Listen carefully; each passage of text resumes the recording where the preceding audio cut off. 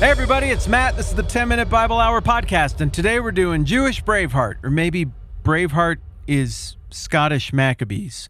I don't know, here's what I'm driving at.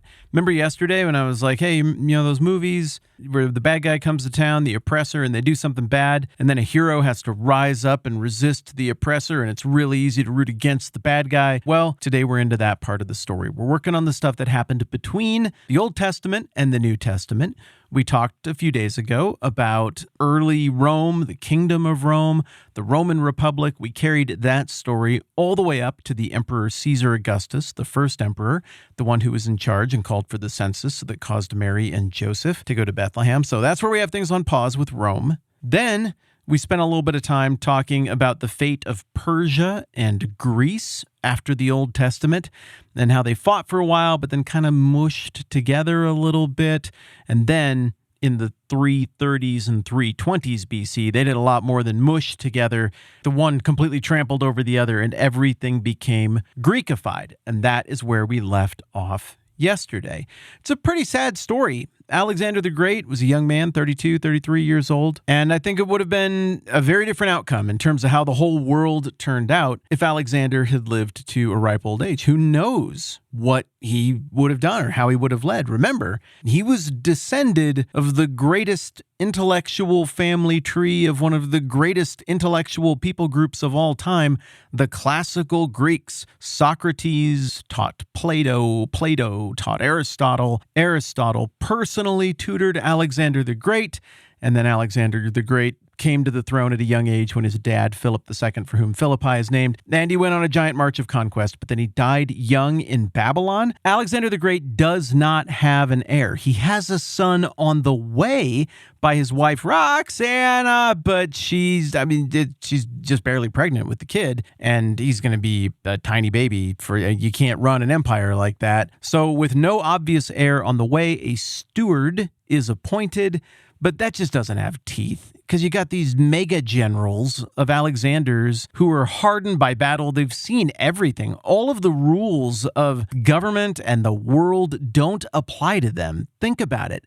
They know how to topple governments. They know how to topple kingdoms. No one can stop them. They're basically superheroes as long as they have their reputation and their knowledge and their army. And so they start fighting with each other. I mean, they're not like, oh, let's sit around and just wait and see how the paperwork works out. And we'll sort this out in court. And, we'll argue that. No, just fight. Then in the end, 3 large empires emerge from Alexander's even larger empire within a few decades of Alexander's death.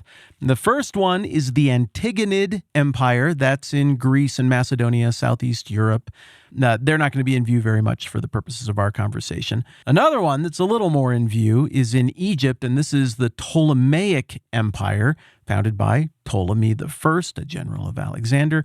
And just as a fun side note, his great, however many times, granddaughter is Cleopatra, Queen of the Nile, lover of Mark Antony, committer of suicide by Cobra, and she dies just shortly before Jesus is born as the Roman Empire is being founded and established by Caesar Augustus. So that's kind of a fun connection. But then the third of the empires to come out of the time of Alexander the Great is the one we're going to be paying attention to for our story, and this is the Seleucid Empire. Now, Seleucus, Nicanor, I think is how you say it, is Seleucus, Nicanor. I think I'm remembering that right. What I am sure of is this. Seleucus bought into the dream of Alexander the Great, that dream being, we need to Greekify everything.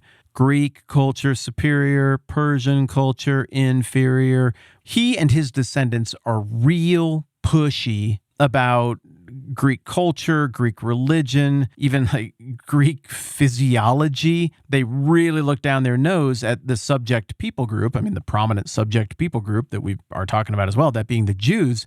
They look down their nose at them because the Greeks do a lot of stuff naked. Then the Jews, if they participate in Greek stuff naked, they look weird down there in their nether regions because the Jews, they circumcise their men and the Greeks, they don't. And it seems like this is just such a an odd thing to have be a hang-up between the two groups, but it was a hang-up. There was apparently even some sort of reverse circumcision procedure invented to make it so that Jews who wanted to Greekify and be more like their Seleucid overlords could look more like their Seleucid overlords when they did sports, which they did entirely naked. I don't get it either. I know. I hear all those questions. I don't get it either. I play a lot of sports. I feel like every single one that I play would be worse and less effective naked. But I mean, the Greeks, this is what they did. I mean, they conquered the world. I guess they get to decide if you do your sports naked. If you conquer the world, you get to be the chooser on that. But the Jews didn't like it, and they didn't have to like it. And Seleucus and his descendants couldn't make them like it.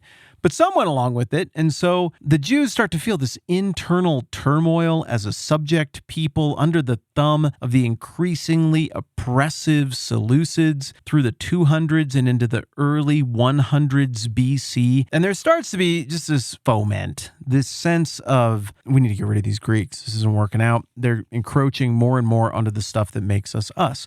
Now, this is very interesting to me because throughout the Old Testament, and it's okay if you don't know this, by the way, if you're newer to Bible stuff, I'll bring you up to speed here. But throughout the Old Testament, the problem with God's chosen people, the Jews, the Hebrews, the Israelites, at different times, they go by different names, is that they just don't obey God that much, considering that they've seen the miracles of God and that they owe their existence to God. They forget. And, before I get on my high horse here, well, I'm forgetful. I forget to do things that are consistent with what I say I believe sometimes too. So, of course, if you have a book that's this thick, listen to that. That's just a lot of story over a very long time. There's going to be some ugly incidents and some disappointing eras in the history of that people, and there are. So throughout the Old Testament, the people, they have a deal with God. He made it through the prophet Moses. God basically said, hey, this family, this ethnic group, you're going to be my chosen people. I am going to be your God. You're going to be my people. And I'm going to give you a law. And everybody is going to know that you are my people and that I am the one true God. Because if you obey me, I'm going to bless you beyond what would ever make sense to anyone. But also, if you disobey me, I'm going to punish you in front of everybody. Either way, it's kind of, up to you, however you want to act. Either way, people are going to know that I'm the one true God and that you're my people. And that right there is the structure of basically the whole Old Testament. Sometimes the people of God obey God, but more often they forget and they worship other gods and they do stupid stuff and they violate the law of God. And then God punishes them, just like he said he would do, by raising up their neighbors, other kingdoms and empires.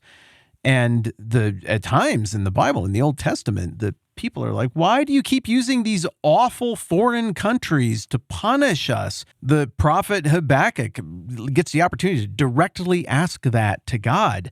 Like, these people are even worse than us. Why are you letting them do it? And, God gives his answer, which is basically, well, we had a deal and you disobeyed me and I'm punishing you. But he really makes it clear, like, I'm not forgetting about these other nations. They're going to rise and fall. They're going to get theirs. I will punish them as well for their evils and their injustice. So after running through this cycle however many times through the whole gigantic Old Testament, at the very end, once again, during the Persian age, under the reign of Artaxerxes I of Persia, Ezra and Nehemiah get everything in order, totally dialed down. They call everybody into Jerusalem. They're like, we're going to read you the whole law and we're going to go around and explain it. We don't care how long it takes. And everybody's like, okay, we get it. We're in.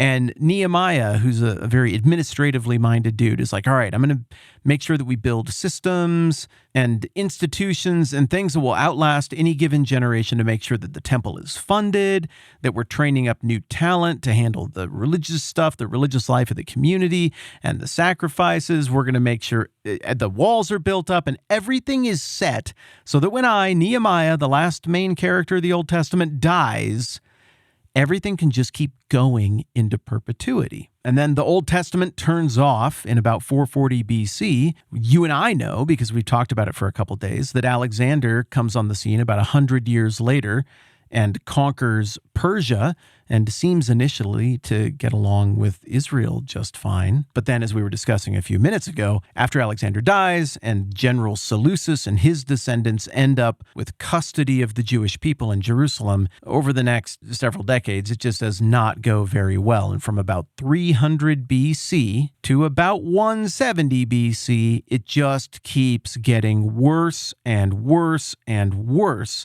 as the descendants of Seleucus keep trying to inflict more force, more control, and more Greek religion and cultural stuff on the Jews until some of the Jews get sick of it.